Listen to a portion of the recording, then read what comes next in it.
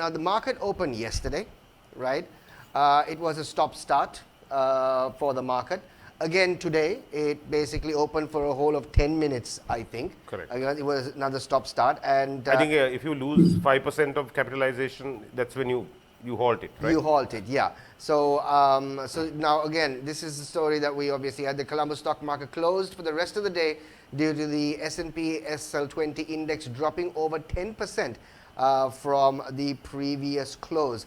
Now, what is your take on that, Renuka? Yeah. Obviously, stop start.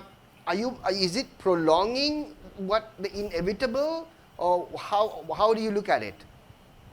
Okay, so that's an excellent question. So that's what we are grappling with these days. So you are right. When the market started yesterday, see, we have this thing called circuit breakers. So you are referring to that actually. So it's no different to the circuit breakers you might have in your residence. So why do you have circuit breakers? In order to absorb extraordinary scenarios, like when there's a shock, you just switch off the lights to have a cooling off period. So once the danger is over, you switch it on. So our circuit breakers also function in the same way. Now, remember, this is not unique to Sri Lanka. Every stock exchange, every stock market has these things. At in market-wide level, in security level, so there are various measures stock exchange world over will adopt.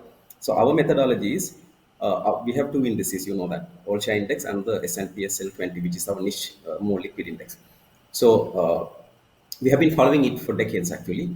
Earlier, it was based on our previous index, which was known as Milanka Index. Then we turned it to the SNPSL. So, if it the current requirement is when the S&P index falls by 5% from the previous position.